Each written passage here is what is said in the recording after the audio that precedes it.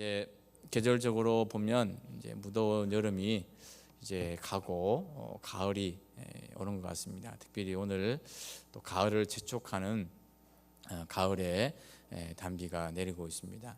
찬송가 183장을 보면 반가운 빗소리 들려 산천이 춤을 추니라는 그런 노래가 있습니다. 가사가 있죠. 반가운 빗소리가 맞습니까? 아닌가요? 반가운 빗소리 맞죠? 아무튼 이제 여름이 가고 또 가을을 알리는 반가운 빗소리인데, 저는 비가 내리면 예전에 제가 이제 국민학교 다닐 때 뭐 이제 운동화를 평상시에는 운동화를 신고 다닙니다만은 이제 비가 오는 날이면 이제 우리 어머니가 운동화가 젖으니까 이제 그때는 저는 시골에 살았으니까 뭐 슬리퍼나 아니면 고무신을 신고 가라고 합니다. 그러면 이제 고무신을, 저는 검정 고무신을 신는 세대는 아닙니다. 하얀 고무신을 신는 세대인데, 이제 하얀 고무신을 신고 가면 이게 이제 물이 들어가면 소리가 삑삑삑삑 이렇게 나잖아요, 그죠? 이제 그런 소리가 항상 이렇게 떠올라요. 그리고 이제 가끔씩 참 그때가 그리울 때가 있습니다. 아무 뭐 생각 없이 그냥 부모님 밑에서 그냥 어린 시절을 추억해야 되는 그런 때가 떠오르면 참 그때로 한번 돌아갈 수만 있다면 돌아갔으면 좋겠다, 이제 그런 생각을 하게 되는데, 여러분들은 이렇게 비 오는 것 참 귀찮죠. 뭐 우산도 써야 되고 또 신발도 젖어야 되고 때로는 옷도 젖어야 되는 이제 그런 귀찮은 것도 감수하시고 이렇게 귀한 은혜 자리에 나오시는데, 오늘 하나님께서 하늘의 문을 여시고 가을의 단비를 온 산천에 뿌려주시는 것보다 우리 심령 가운데 하나님의 은혜의 단비를 또 풍성하게 또 쏟아부으시는 그런 은혜를 경험하는 귀하고 복된 시간 될 수 있기를 주님의 이름으로 간절히 축원을 드립니다. 오늘의 본문은 12해를 혈루증으로 앓은 여인에 관한 사건의 말씀이 되겠습니다. 요즘 저희들이 새벽 기도에 본문 말씀을 레위기 말씀을 함께 묵상을 하고 있는데, 레위기 13장과 14장, 지금 13장이 오늘까지 끝났고 이제 내일부터 14장에 들어가게 되는데, 이제 13장과 14장은 나병에 관한 그런 규례의 말씀이고, 이제 15장을 가면 유출병에 관한 그런 규례의 말씀이 나오게 됩니다. 레위기 15장 2절부터 5절의 말씀을 제가 한번 읽어드리면, 이스라엘 자손에게 말하여 이르라. 누구든지 그의 몸에 유출병이 있으면 그 유출병으로 말미암아 부정한 자라. 그의 유출병으로 말미암아 부정함이 이러하니 곧 그의 몸에서 흘러나오든지 그의 몸에서 흘러나오는 것이 막혔든지 부정한즉, 유출병 있는 자가 눕는 침상은 다 부정하고 그가 앉았던 자리도 다 부정하니 그의 침상에 접촉하는 자는 그의 옷을 빨고 물로 몸을 씻을 것이며 저녁까지 부정하리라. 여기서 유출병이라는 것은 몸에서 어떤 것이든 뭐 피가 되었든 어떤 것이든 흘러나오는 모든 것을 가리킨다, 그렇게 보시면 되겠습니다. 그리고 오늘 본문에 등장하는 혈루증을 앓은 이 여인은 피가 멈추지 않고 계속해서 흐르는 그런 질병입니다. 즉 유출병이 좀 더 포괄적인 어떤 그런 단어라고 보시면 되겠고, 이제 그 유출병 가운데 하나가 이제 혈루증이라는 것이 있었다는 거죠. 그런데 이 유출병은 본인도 그 유출이 있는 동안은 부정할 뿐만 아니라 그 사람과 접촉하는 물건이나 또 사람까지도 부정해진다라고 그렇게 말씀을 하고 있습니다. 그러니까 이 혈루증을 앓고 있는 여인은 적어도 12년 동안 모든 관계가 다 단절되고 끊어져 버린 그런 삶을 살았다는 거죠. 여인이 접촉하는 모든 것이 부정하기 때문에 가장 가까운 가족들과 분리되어야 했고, 또 사귀어왔던 친구로부터 그 여인의 속했던 모든 공동체로부터 이 여인이 분리된 삶을 살아야 했다는 것이죠. 물론 이 여인이 그저 그 질병을 주어진 숙명처럼 받아들이고, 그래 나는 모든 사람과 떨어져서 살아야 할, 관계를 단절하고 살아야 할 그런 운명이다, 그렇게 생각했다면 모르겠습니다만은 누가 그렇게 생각을 했겠습니까? 언제나 나의 이 질병이 멈추고 나의 이 병이 치료될까, 그런 생각을, 그런 소망을 품고 늘 살았을 것이라는 거죠. 그리고 그녀는 자신에게 생긴 그 질병을 고치고 치료하기 위해서 수많은 노력을 기울였습니다. 오늘의 본문 마가복음 5장 26절의 말씀, 우리 화면을 한번 띄워주시고 같이 한번 읽어보도록 하겠습니다. 많은 의사에게 많은 괴로움을 받았고 가진 것도 다 허비하였을 때 아무 효험이 없고 도리어 더 중하여졌던 자에. 아멘. 병을 고치기 위해서 그녀는 한두 명 용한 의사를 찾아간 게 아니라는 거예요. 수도 없이 많은 의사를 찾아갔습니다. 그러나 정작 그녀에게 돌아온 것은 많은 의사를 만난 만큼 많은 괴로움이 남았다는 거죠. 또한 자신이 가진 모든 재산까지도 다 허비하고 말았습니다. 그런데 재산을 다 준다 하더라도 그 질병이 나아지고 고쳐졌으면 다행인데 전혀 차도가 없을 뿐만 아니라 오히려 시간이 흐르고 세월이 흐를수록 어떻게 돼요?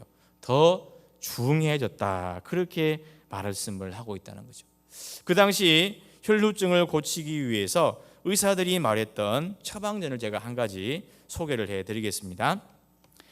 알렉산드리아 고무와 명반 국화와 꽂힌 크로커스를 각각 취해서 지디겨 포도주와 섞어 유출된 부위에 바르고 만일 안 나으면 페르시아 양파를 포도주에 넣어 끓여 마시고 유출병으로부터 일어나라. 그래도 만일 이것도 안 되면 두 길이 만나는 곳에 그녀를 세워놓고 손에 포도주 한 컵을 들고 있게 하고 누군가 뒤에서 몰래 와서 깜짝 놀랄 정도로 이 병에서 일어나라고 말하라. 그래도 만일 이것도 안 되면 커민 한 줌과 크로커스 한 줌과 그리스 건초 한 줌을 취하여 끓여 마시게 하고 그 질병에서 일어나라고 말하나. 그러나 역시 이것도 안 되면 7 구덩이를 파고 아직 4년이 지나지 않은 포도 가지를 서너 개 잘라서 태우고 그녀의 손에 포도주 잔을 들게 하고 이 구덩이로부터 나오게 하여 넘어서 다른 구덩이로 가게 하고 이렇게 각각 7 구덩이를 넘어갈 때 그녀에게 너의 질병으로부터 일어나라고 소리친다. 뭔 말입니까? 저도 이렇게 이제 말씀을 준비하면서 이렇게 조사한 겁니다만은 읽어도 모르겠더라고요. 그죠? 병을 고치기 위해서 그죠? 포도주 잔을 손에 들고 한 길도 아니고 두 길에 서 있으면 아무도 모르게 뒤에 와가지고 놀래키면은 그 병이 떠나간다. 근데 안 나오면 또 뭐죠? 구덩이 파가지고 그죠? 7 구덩이 파가지고 한 구덩이씩 다 들어갔다가 나오면 낫는다. 지금 들어도 얼토당토하는 이제 그런 처방 전인다마는 그 여인 같은 경우에는 절박한 정말 지푸라기 하나라도 잡고 싶은 그런 심정인데 이런 의사들의 처방전을 받고 그 일을 왜 행하지 않았겠습니까? 많은 돈을 들여서 많은 의사를 만났지만 결국 이 여인에게 남은 것은 그 질병이 더 중해졌다는 거죠. 그런데 이때 이 여인에게 신라 같은 작은 소망의 소식이 전해지게 됩니다. 바로 예수님의 소문을 듣게 된 것이죠. 오늘의 본문이 나오기 전에 마가복음 1장에서부터 5장까지의 말씀을 보면 예수님께서는 베드로의 장모 열병을 고치시고 또 수많은 병자들을 고치시고 나병 환자를 깨끗하게 하시고 중풍병자를 고치시고 또 안식일에 손 마른 사람을 고치시고 또 5장 초반부에 보면 군대 귀신까지도 쫓아내시는, 군대 귀신 들린 그 사람까지도 쫓아내시는 그런 사건이 나오고요. 또 이 여인을 만나기 전에 회당장 야이로의 딸이 몹시 아파서 죽어가고 있는 그 상황에서 이제 회당장이 예수님에게 도움을 청해서 이제 그 야이로의 딸을 고쳐주러 가는 그 길에 이 여인을 만나게 된 것이죠. 수많은 사람들의 질병을 고쳐주었다는 그 예수님의 소문이 이미 온 유대 땅에 퍼져 있었기 때문에 이 여인도 정말 예수님이라면 나의 질병도 치료해 주실 수 있지 않을까. 그런데 예수님을 만나기 위해서 제약이 있었습니다. 제가 서두에 말씀을 드렸습니다마는 혈루증을 앓고 있던 이 여인은 부정한 여인이었기 때문에 다른 사람과의 접촉을 피해야만 했습니다. 자신이 부정한 것을 알면서도 다른 사람과의 접촉을 하게 되면 자칫 돌로 침을 당할 수 있는 그런 위험이 있었던 것이죠. 더군다나 예수님과의 직접적인 접촉은 예수님마저도 부정하게 만들 수 있다는 12년 동안 모든 관계를 단절해버리고 살아왔던 그 여인의 강박관념이 아마도 쉽게 그렇게 마음을 먹게 하지는 못했을 겁니다. 그래서 그 여인은 수많은 무리에 끼어 예수님과의 직접적인 접촉이 아니라 그 옷 가에만 손을 대면 내가 나을 수 있지 않을까, 그런 생각을 하게 된 것이죠. 오늘의 본문 마가복음 5장 27절 28절 우리 화면을 한번 띄워주시고 같이 읽어보도록 하겠습니다. 예수의 소문을 듣고 무리 가운데 끼어 뒤로 와서 그의 옷에 손을 대니 이는 내가 그의 옷에만 손을 대어도 구원을 받으리라 생각함일러라. 아멘. 제가 오늘 설교의 제목으로 삼은 감행이라는 이 단어는 무모하게 보이거나 어려워 보이는 일 또는 남의 비난을 받을 만한 일 따위를 과감하게 실행함이라는 의미를 가지고 있습니다. 혈루증 여인에게는 절박한 상황이 있었습니다. 그리고 그 절박한 상황만큼 절박한 심정이 있었습니다. 그리고 그 절박한 심정은 예수님의 옷에만 손을 대어도 나을 수 있다라는 그런 생각까지 이르게 된 것이죠. 그리고 그 여인은 부정한 사람으로서 다른 사람과의 접촉을 피해야 함에도 무모한 도전을 감행했습니다. 남에게 비난을 받아 마땅한 일이었지만 과감하게 예수님의 무리에 끼어서 그 예수님의 옷자락에 손을 대는 일을 감행했습니다. 우리 믿음의 성도들이 신앙생활을 하면서 특별히 신앙생활을 오래 하면 오래 할수록 경계해야 할 것이 바로 신앙의 권태기입니다. 교회도 익숙하고 만나는 사람도 익숙하고 말씀도 익숙하고 기도도 익숙하고 예배도 익숙합니다. 그다지 열정이 없어도 생활에 커다란 문제가 없습니다. 굳이 기도하는 일에 열심을 안 내어도 가정도 그렇고 자녀도 그렇고 그럭그럭 평안히 잘 지냅니다. 마음을 다하여 뜻을 다하여 힘을 다하여 주 너의 하나님을 사랑하라고 하지만 내가 할 수 있는 만큼만 사랑해도 하나님을 사랑해도 별 문제가 없는 거예요. 저 자신을 봐도 교회에 익숙해지고 성도님과 익숙해지고 예배에 익숙해지고 말씀에 익숙해지고 기도에 익숙해지고 그러다 보니 신앙생활에 익숙해지고 열정이나 사모함은 사라지고 권태로만 남은 저의 모습을 어느 순간 발견하게 되었습니다.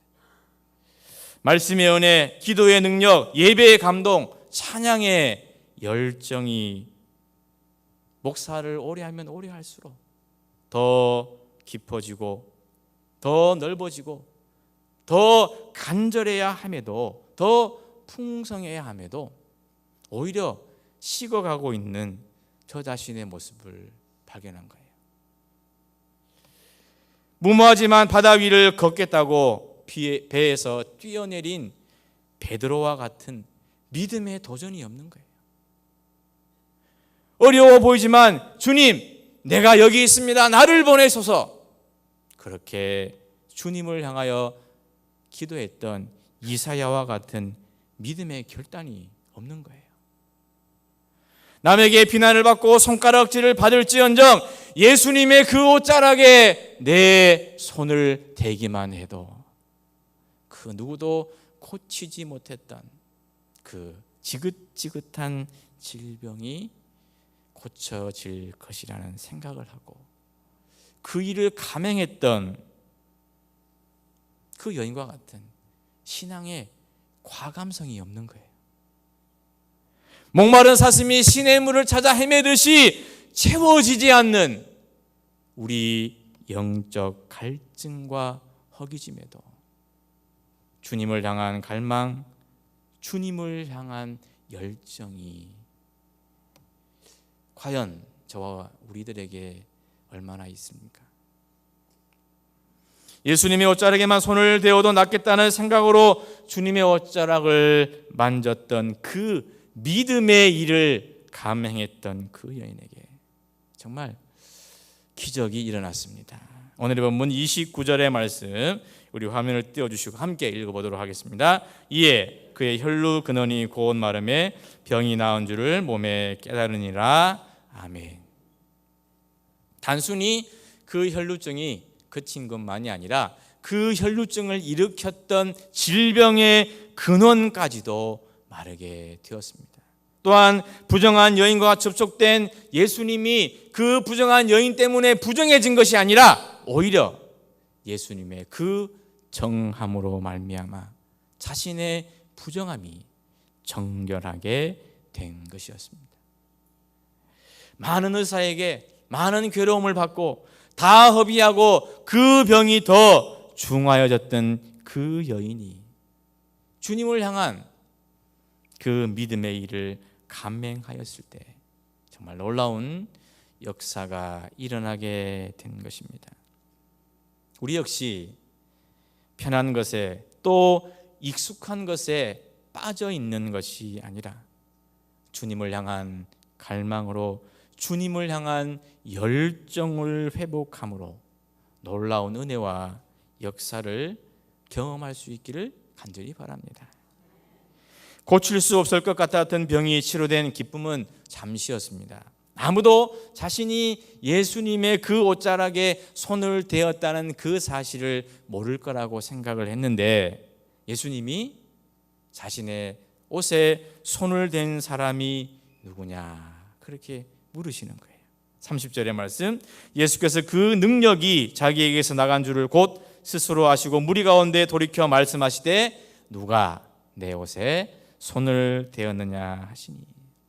제자들은 예수님의 말씀에 지금 수많은 사람들이 예수님 주위를 애워싸고 둘러싸고 서로 밀치고 부딪히고 있기 때문에 예수님이 왜 그렇게 묻는지 이해할 수가 없었습니다.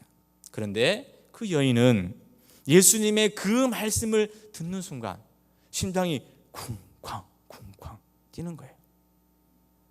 예수님으로 인해 깨끗하게 치료함 받은 것은 좋지만 혹시라도 부정한 여인이 함부로 정결한 그 남자의 옷을 만졌다며 책망하시지는 않을까? 사람들이 그런 자신을 보며 비난하고 돌을 던지지는 않을까? 두려움이 그 여인의 마음에 엄습한 거죠.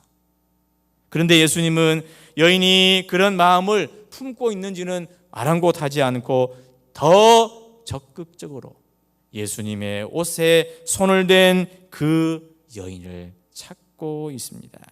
32절의 말씀, 예수께서 이 일 행한 여자를 보려고 둘러보시니.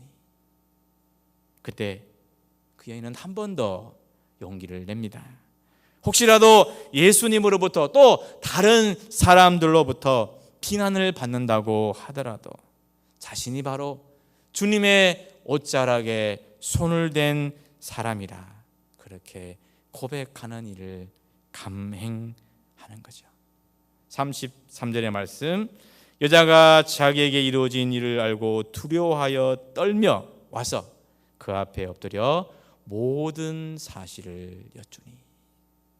그런데 사실 굳이 예수님이 애워싸고 미는 여러 사람들 중에서 그 여인을 찾으신 것은 책망하기 위함이 아니었다는 거예요.